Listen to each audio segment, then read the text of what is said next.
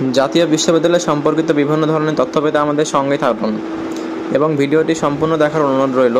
আমাদের চ্যানেলটি সাবস্ক্রাইব করে ভিডিও ভালো লাগলে লাইক, কমেন্ট অ্যান্ড শেয়ার করবেন।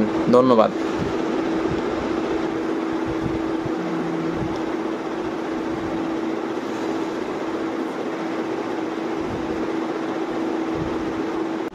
আসসালামু আলাইকুম বন্ধুরা, আশা করি সকলে ভালো আছো। তোমাদের ইতিমধ্যে জাতীয় বিশ্ববিদ্যালয়ের পরীক্ষা শেষ। এখন সবার মনে একই প্রশ্ন ঘুরপাক খাচ্ছে যে পরীক্ষার কাটমার্ক কেমন হবে এবং রেজাল্ট কবে দিবে।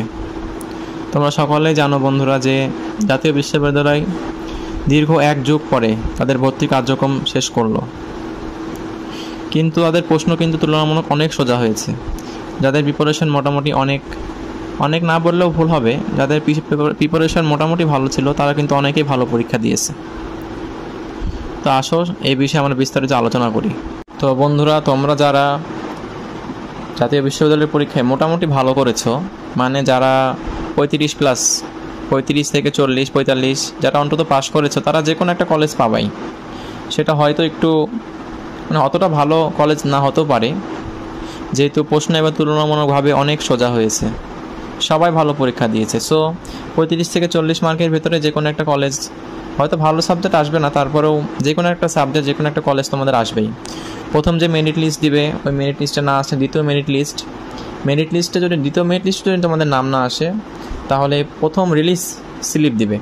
প্রথম রিলিজ স্লিপে তোমার যদি নাম না আসে, তোমাকে আবার 5টা কলেজ চুজ দিতে দেওয়া হবে। সো যে কোনো একটা কলেজ আসবেই। আর যাদের মার্ক 60+ তারা যে কোনো একটা ভালো কলেজে ইনশাল্লাহ পাবা।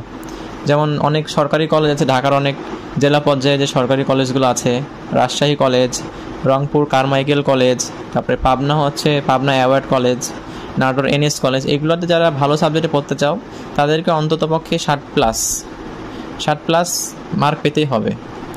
আরেকটা বিষয় হচ্ছে তোমাদের রেজাল্ট কবে দিবে। আসলে দেখো বন্ধুরা, জাতীয় বিশ্ববিদ্যালয় কিন্তু দীর্ঘ 1 যুগ পরে পরীক্ষা নিল।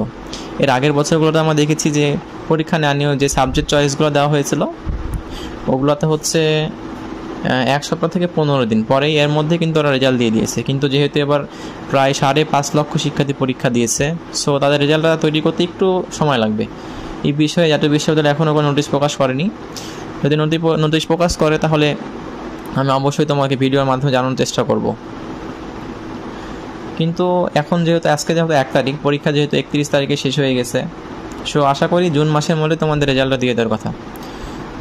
তো বন্ধুরা, এই ছিল তোমাদের আজকের বিষয়।